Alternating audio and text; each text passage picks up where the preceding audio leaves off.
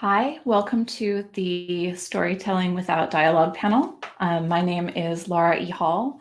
I'm a puzzle and narrative designer and mostly right now working in real-world escape rooms in the Pacific Northwest. I'm based in Portland, Oregon. Hi, I'm Jeremy Abel. I'm technical lead at Feral Cat Den, and we're working on a strange point-and-click adventure type game called Genesis Noir, and we're based in Brooklyn, New York. The we part of that is me. I'm Evan Anthony. I'm a creative lead on Genesis Noir with Jeremy in New York. Hi, I run a small game studio called Blendo Games. Oh, sorry, my name is Brendon Chung, and I run a small gaming studio called Blendo Games, and we are located in Los Angeles, and we started in 2010. Some games we're known for are 30 Flights of Loving, Quadrilateral Cowboy, and Gravity Bone. And the game I'm working on right now is a game called Skin Deep. Cool. I would like for everybody right now to talk a little bit about their work in case the people watching haven't played the stuff that we've made, and then to give examples of how you think your work embodies storytelling without dialogue, just to get people familiar with what we're doing. I'll let Evan can speak for the conceptual bits of our game, I guess.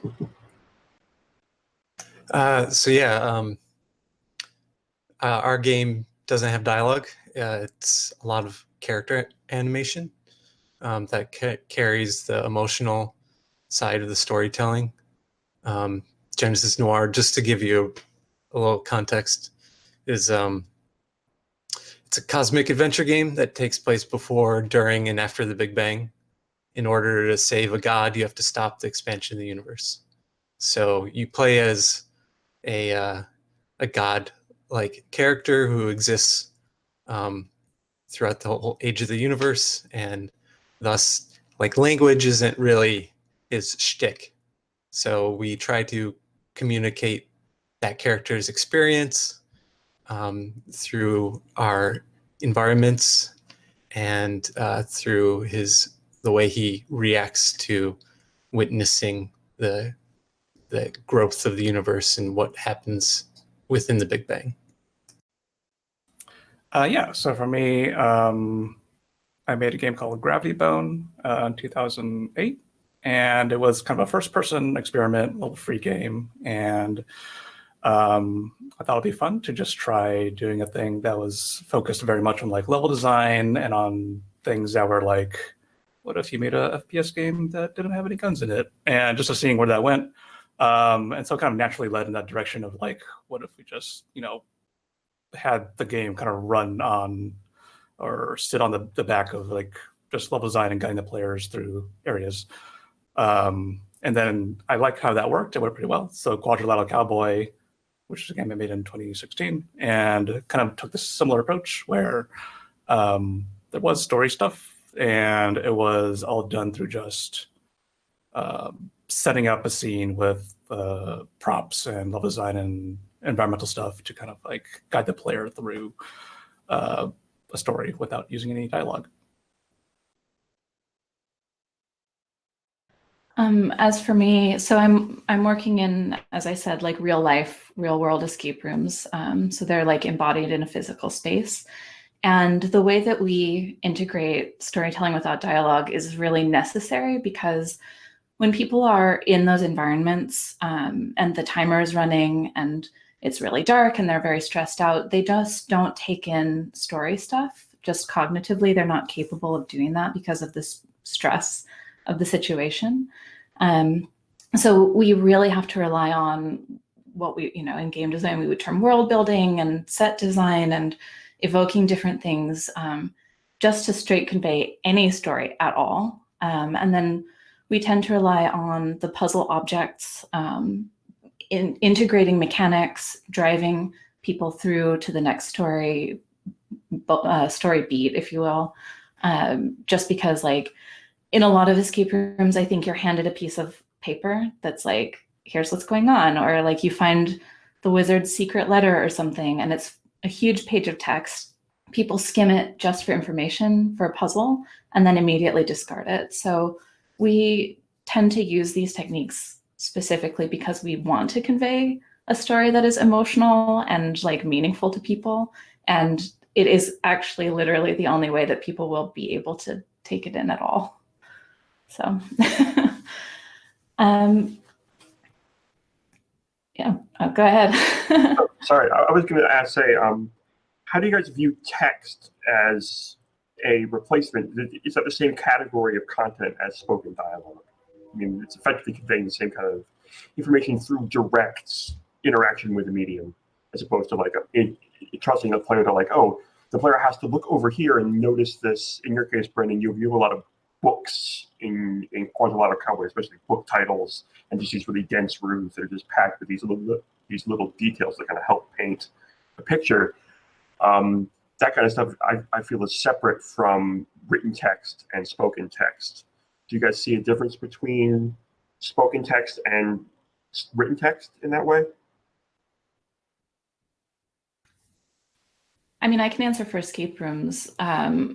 Audio puzzles are very difficult for people to take in, just in terms of like what they're able to understand. And because of the nature of like being in a physical space, it's often ephemeral. So like an audio clip that's played over speakers, if you don't give them a way to like replay it and re-listen to it, or also write it down somewhere, it's information that's like possible for people to just totally miss. And then it also like roots it in a specific language. So I do think that there is a huge difference, at least in the environmental design part of it, between spoken audio and written dialogue. Yeah. Yeah, I mean, that kind of touches upon a design thing that I'm still trying to figure out is for if you want to do dialogue in games, I find that a problem that I sometimes, well, not a problem, but like a thing that I'm trying to figure out in other games is like, what does the player do when someone is talking to them? Like, I know some games handle it by they lock you in a room and you enter a room, the doors all close, and then you listen to a person talk to you. And then they finish what they're trying to say, and then they go unlock the door for you. And I know some games like try to find ways around this. I remember Far Cry 2 does a thing where everyone talks very quickly, which is great, and I really like that a lot. But B, like they'll do a thing where like they'll be saying, "Here's a mission I want you to do this and this," and then you can kind of walk away from them, and they'll say like, "Oh, I guess we're done talking then," and it's like, it's great. But if it is like mission critical stuff, how do you stop the player from? What do? Do they just like walk around? Do they just throw watermelons around the room while they talk? And I think that one of the advantages or one of the benefits that I like about doing like text instead of dialogue is that the player can kind of like pace things the way that they want to pace it. So there's just text in the world, and if they want to take it in slowly, they could do that. If they want to take it in like what you're talking about, Laura, people just want to scan the text real quickly and just get the information they need, and Jet, they could totally do that too. So that's kind of like the direction I'm coming from. Kind of reminds me of a mechanic in Tacoma, I think. That game is all spoken dialogue, I believe, but they let you rewind it, which I think is the only game that lets you do that. And I use that mechanic a whole lot, just because there's so much detail in the text, and letting you rewind it is a privilege, it felt like. I think that kind of touches on something that we had all discussed beforehand, which is like the inspirations for this type of stuff, because that I know is heavily influenced by Sleep No More, which is a production of Macbeth that is running in New York City, or was running in New York City. It's a form of promenade theater where there's no single stage and the audience isn't seated. The play constantly is moving throughout the space, and as the viewer/player, you can choose which direction that you want to take, who to follow throughout the show. And the show itself loops 3 times in a row. But I think a huge part of the design that they are going for is a feeling of missing out on something and not being able to take in all of that detail. So yeah, in Tacoma, I also, like, I'm a player who wants to see everything, right? I want to read every single piece of text, see every single little detail. And the thought that there has been something that passed by that I had missed is like excruciating. I love Sleep No More, but it's the same. The rewinding text is like very important. Yeah, I really wish Sleep No More was cheaper to see, because I would do it like every day of my life, because there's like books in there that they've written and like pages of text that are relevant.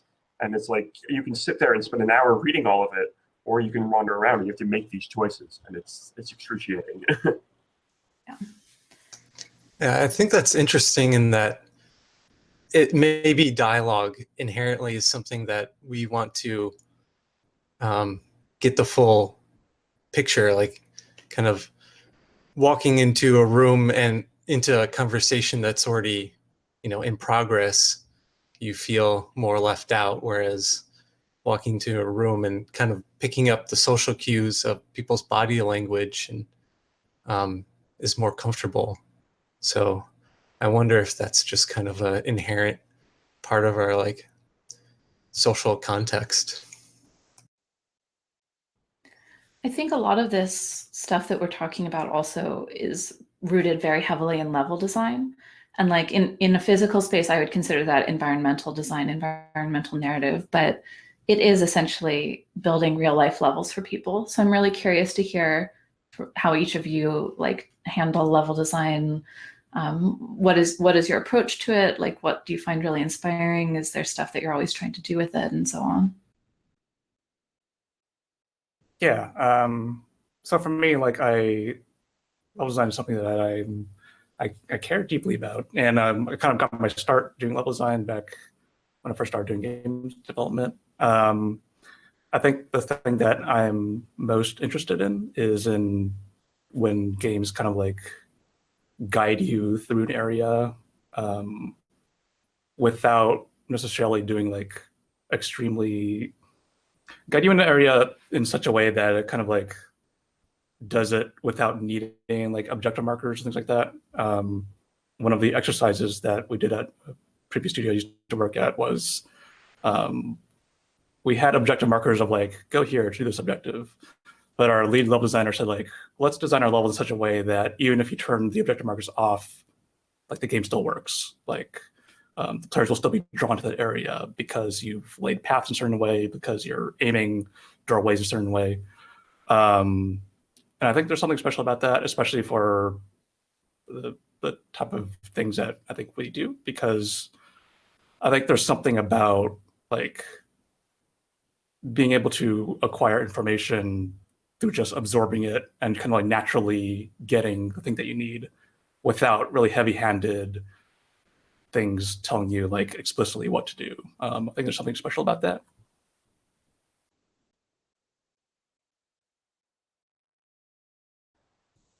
Another thing that I'm really curious about is why each of us has chosen to put no dialogue into our games, because I agree that there is something really special about that, but I would love if you all can elaborate on that.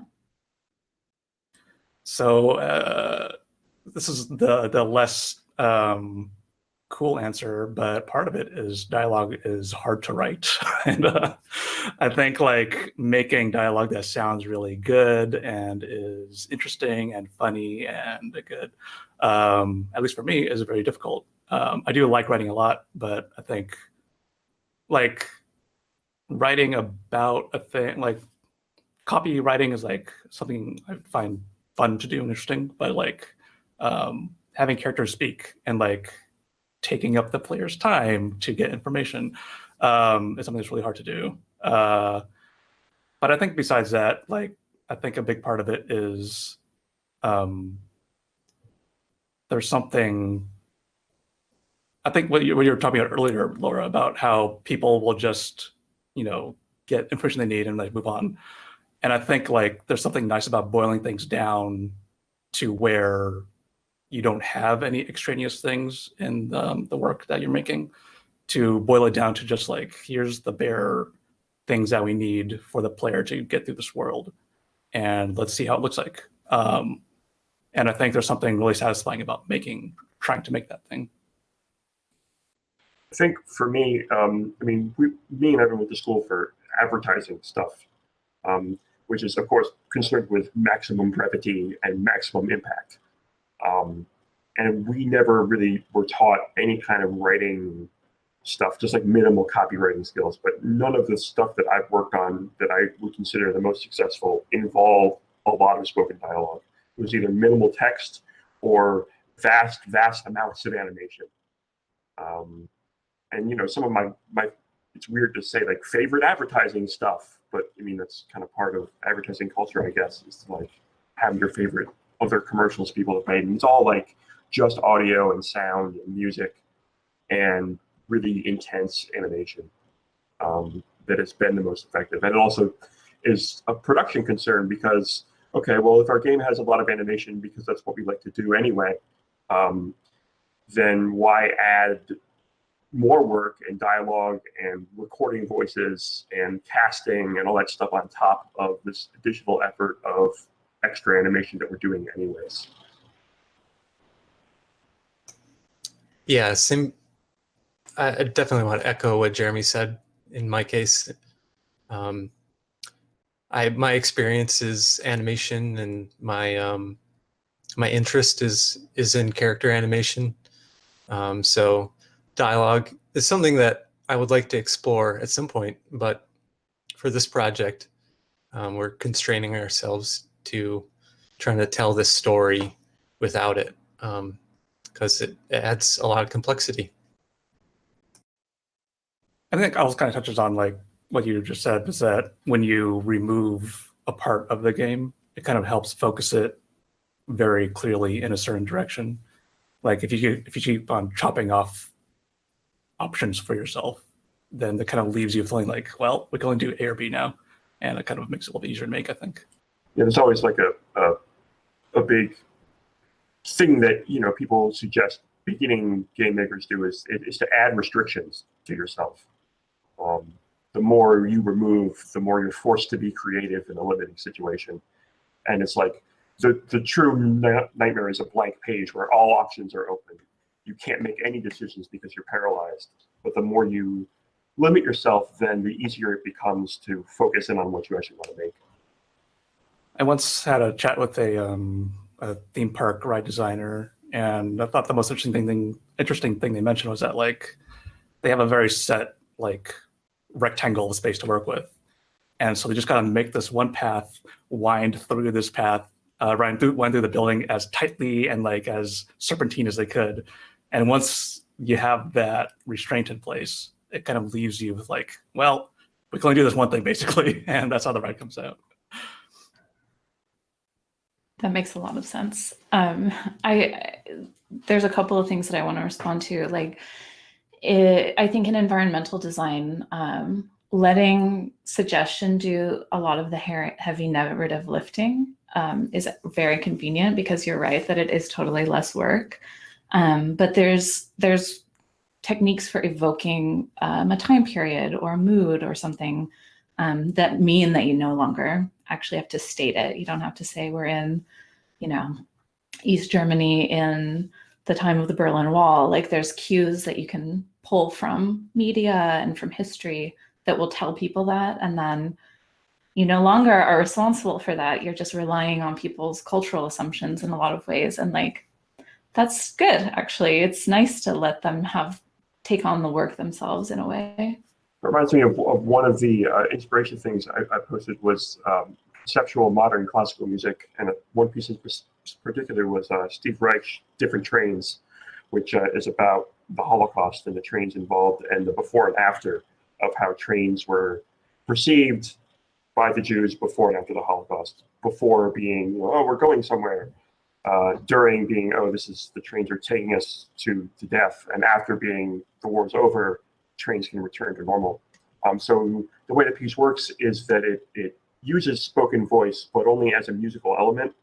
And it uses train sounds and melody cues overall to indicate time and place, because there are very specific train sounds and siren sounds that are evocative of the World War II era that I found pretty effective.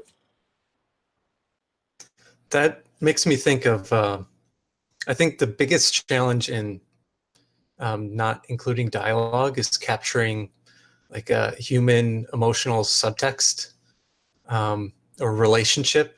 And I think that Steve Reich piece is very effective at communicating those kind of human experiences with abstraction. I'm curious if you guys have any thoughts on what are techniques to carry those emotional aspects of storytelling through the constraint of not having human speech and dialogue.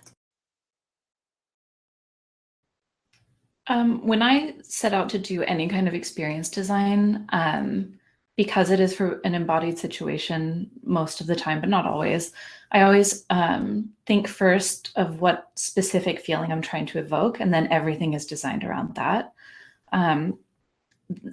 I should explain too, so escape rooms are timed experiences, very stressful. There's not a lot of time to spend on the details of the world, but from the player's perspective, because they're trying to beat the clock. So the flip side of that design coin for me is another thing I work on, which is like ephemera storytelling. So there's actually a lot of written text in that, but it's essentially the contents of somebody's bag presented by an invisible narrator to the person examining it. And then you're reading between the lines or again, evoking the history, or, it's all based on surmising. But I got there because I wanted to design something around the feeling of reading someone else's letters, because there's a sort of nostalgia to it. There's a sort of voyeurism almost in it, where you've discovered this secret thing that belonged to this real person, and it's a little prurient. So it always is starting with like a very specific emotional feeling, and then everything has to sort of work backwards to that. In the escape room that we are currently working on, designing and building, it's based around the idea of coming across your old childhood toys. So I pulled a lot of like the toys that I played with as a kid in the 80s, the movies that I was into, like Labyrinth and The Dark Crystal. And so it's taken this form of like an 80s kid adventure, but it is also speaking emotionally to like what it means to grow up from that time to now, what it means to like re-encounter things and messages from your own childhood that might mean something different to you as an adult. That's all conveyed emotionally, and not like, it's a straightforward, you're saving the day adventure story, but that's all still woven into it.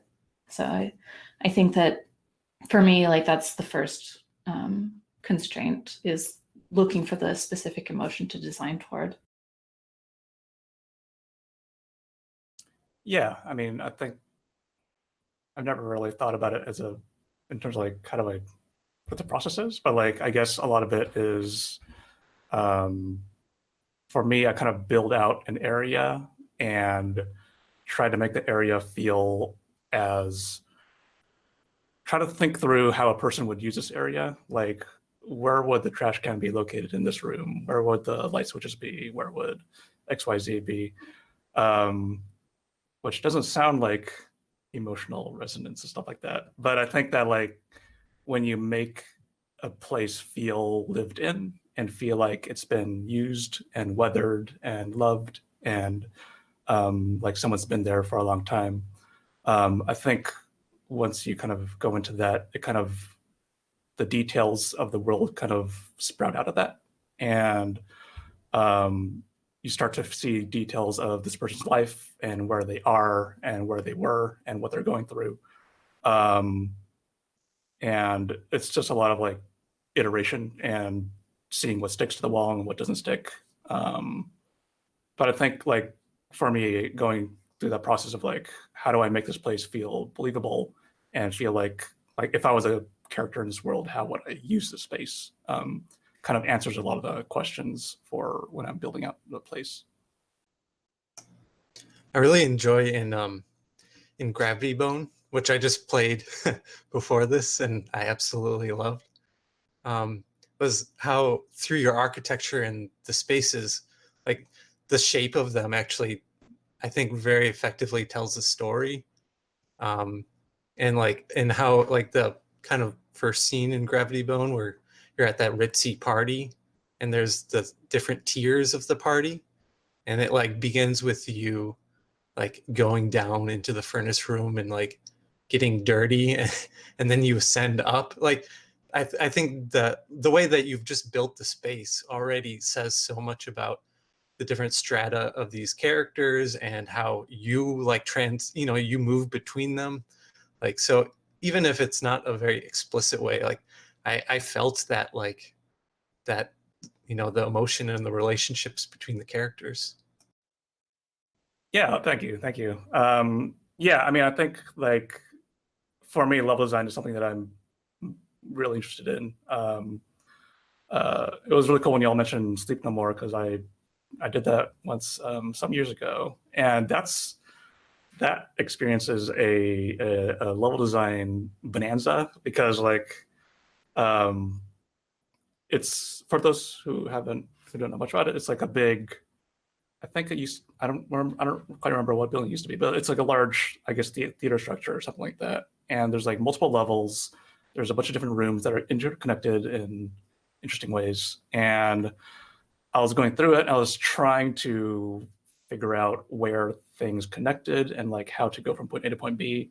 And I was unable to, because I think there's a school, like I think once you learn kind of how a lot of things about level design, about how to guide players through an area, I think you can then flip that around, and how do I make players not feel guided through an area, and how do I make them feel lost? I think like casinos do a certain part of that too, where they try to like make it a little bit difficult to leave sometimes. But yeah, I think level design does as well. Yeah, my favorite part of Sleep No More is the fact that you get lost, and kind of like going back to what we were discussing about dialogue, and maybe how that kind of draws your attention more. Like, I feel like the absence of dialogue gives you permission to wander and to like only take in a part of the scene that you're witnessing. So in Sleep No More, like you'll enter a room, and maybe there's performers interacting in a scene already, or maybe you'll be in a space and then performers enter it with a trail of audience members following them, and then they start a scene there. But because of the limitations that they have, and like the size of this environment, and the way that they've lit it so it's dark, and you could kind of slip into the shadows and not be distracting to the other audience members, it really gives you the permission to kind of to take in as much as you want, which I found very, very compelling. Speaking of that, yeah, one interesting thing is, how does a space determine what you're allowed to do? Because one thing that I really struggled with at the beginning of the Sleep No More process, I guess, as you would call it, is how much am I allowed to move around? Am I allowed to pick this up? Can I touch this? How close can I get to this performer? How close can I get to these other people? I mean, it's such a foreign experience. What are some ways that you guys have dealt with that, especially in escape rooms, communicating what you can do in a space? Yeah, so there's so much overlap with theme park design in this discussion of what we're talking about, where people need to be able to navigate and be drawn through something without being told what to do. And then the kind of anti-design of casinos in particular, which to see design twisted for evil like that is like very interesting. Anyway, not to get too far down that path, it's a whole different panel. But I think the same restrictions that are applying to theme parks with the space that you're able to use apply to us. Like for us, we were really lucky to move into a space that was totally empty, no walls or anything. So we were able to choose where we put all of the walls and the secret doors and the hidden panels and stuff, which is not normal for escape rooms, I think. A lot of them are moving into buildings that exist previously.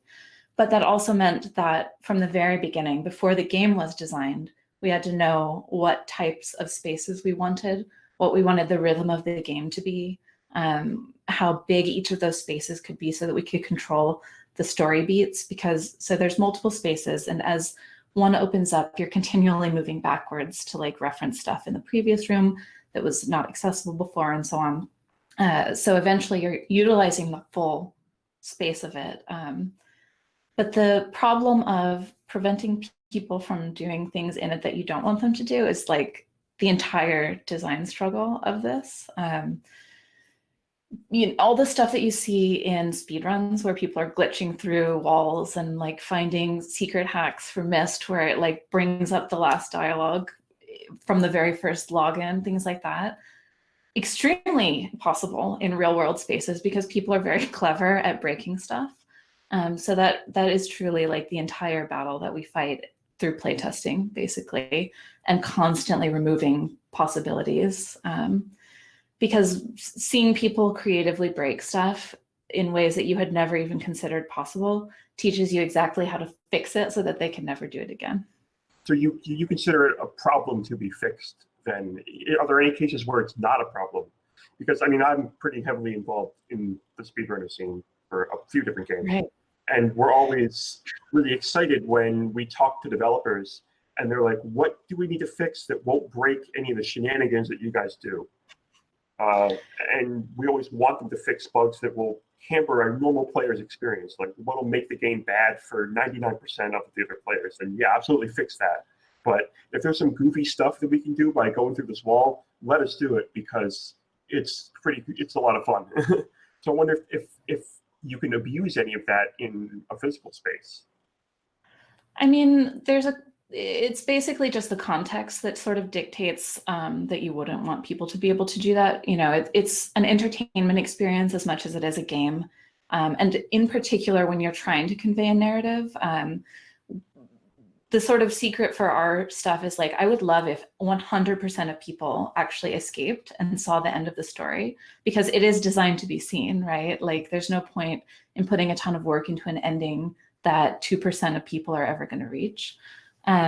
You always actually want people to feel like they've just made it with like minutes to spare too. So we have designed it to evoke that specific experience. And I think that's just about like respecting their time in that particular situation. I think it would be amazing as escape rooms continue to evolve if it is something where you are challenging yourself to at least safely without injuring yourself. Mm-hmm. Break through the wall of something and try and like get at stuff. There's a lot of ways to do that in puzzle solving. You can like break padlocks pretty easily if you know how. The technique's called brute forcing. So like if you get the first 3 digits of a padlock, there's only 10 to try for the last digit. And we have the first escape room I ever played. One of our teammates went over to the box that held the final key and just cracked the padlock because he was like, well, they probably didn't start it with X digit range, so it's probably within this, and he just got it.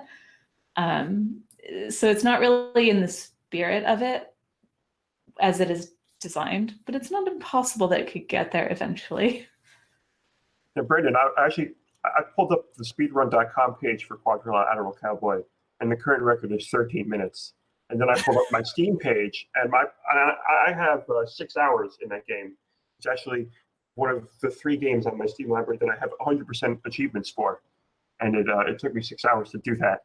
Are there any? Do you ever design with that in mind at all for people who do play through quickly versus slowly? Yeah, like I definitely come from the school of game design of like let players play the way that they want to play. So if they want to not play certain parts or if they want to skip certain parts, then go for it. It's your time. You paid for the thing. I want you to. I think your experience is more important than what I want to give you. And I think that for Quadrillion Cowboy, like if you get stuck in a level, you just you have access to a DVD menu that just lets you skip the next level, and it's not a big deal. It's fine. It's not a big deal for me. which I think kind of ties into like letting players move at their own speed. Like I think there's something important about that to me, and just not worrying about it, not being too precious about the work that I make. Or have you ever considered making a escape room with no timer? I mean, that would be the dream, right? Like something where you just spend all of your time wandering. This actually, somebody in chat, Nesses, said, if you like Sleep No More, you should check out Meow Wolf's Permanent House of Eternal Return exhibit in Santa Fe, New Mexico.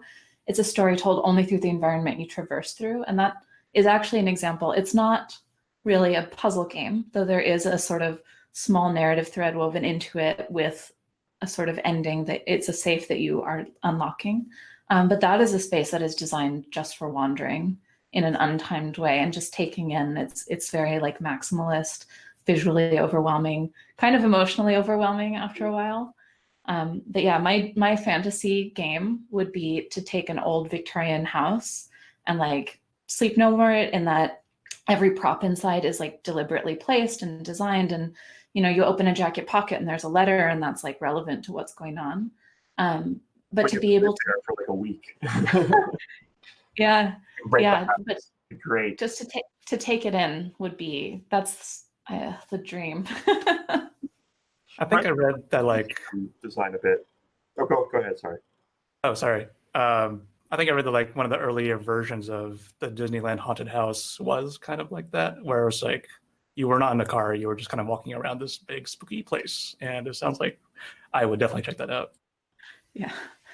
It's interesting because they found that people weren't going to where they needed to go, and that's why they basically don't make any walkthrough designed game themed rides at all, because it's really hard to shuffle people through at the speed and the throughput that you need them to be shuffling at. One aspect of escape rooms that I find very interesting is the like distinction between the narrative within the environment and then the story that's told by the multiple people and their relationships that they bring into the space.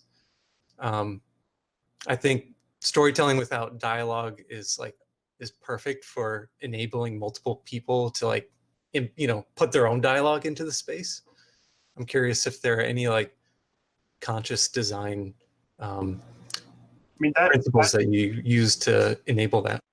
That kind of links into the speedrunning stuff a little bit, because there's a lot in the community who's like, oh, because we skip so much stuff, we have to make our own story up to like logicize all of this as to why this is happening.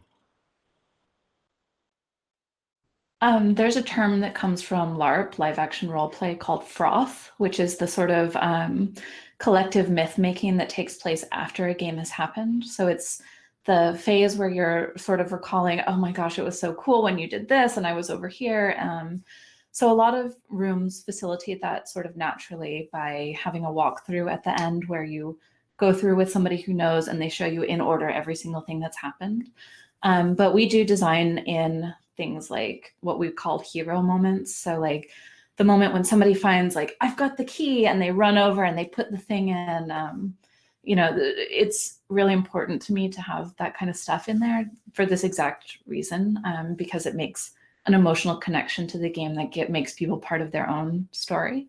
And then also just like seeking, when we first came to this location that we're in now in 2014, we wanted a place that was near a lot of bars and restaurants so that people could like gather before and after, specifically for the froth phase of their personal story.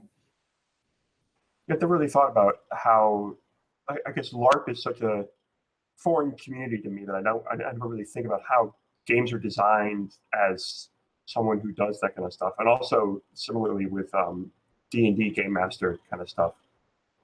It always seems way more involved than anything that I've done.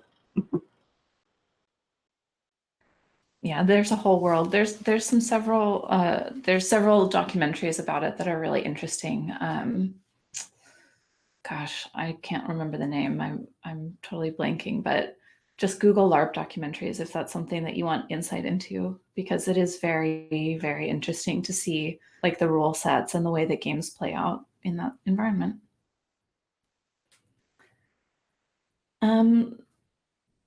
Should we take one more question before wrapping it up? Yeah, that sounds good. Yeah, from Wallstormer Josh in the chat. Do you have examples of your favorite froth moments in games? Just any speedrun stuff, like just making up lore as to why we just skipped this boss and like the reasons why this boss let us do this and what's like the story behind that becomes this kind of like lore. It's never written down or anything or formalized in any way, but it's just like the names of skips for things and just the stories that we tell each other that have it make sense in some way is always kind of fun to do.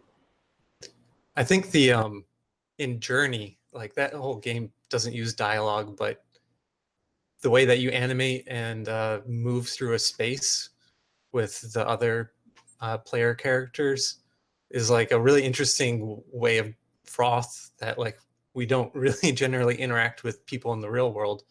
So it's like a very unique, kind of story that you could create. In high school, a buddy of mine and I would play the game Thief together, which is a single-player, first-person thieving game. And it was basically, we would trade off playing, and it was a lot of him telling me, don't be greedy, don't steal that thing, and me trying to steal that thing. And that was like one of the best gaming experiences I've had. For me, I think it's all of the games that are emerging in Animal Crossing right now that people are making up, the folk games that they're inventing, and that you see little videos of people like having a wrestling competition or like trying to hit each other with nets for a timer. And I really appreciate that the game sort of enables that kind of stuff to happen because it's really fun to watch. There's a book called Games for People that Patrick Ashe and I forget who else. Buckingham? Yeah, that they made that was made off of games that they had made up while waiting in line at GDC conferences over the years. And there's a lot of good stuff in here that are all there's like essays about folk games that people have played that they just kind of make up in the space that they're given. So yeah, the alternate ways of playing a game that exists and exploiting the systems that you're given is always a lot of fun. Yeah. So that's time for us. I'm Laura E. Hall. You can find me on Twitter at Laura E. Hall or lauraehall.com. I'm Jeremy Abel. You can find me on Twitter at Jabels, Jabels, just twice. And our game is Genesis Noir at genesisnoirgame.com. And I'm Evan Anthony. It's been a pleasure talking with you guys about this. And if you're interested in the Big Bang, check out our game.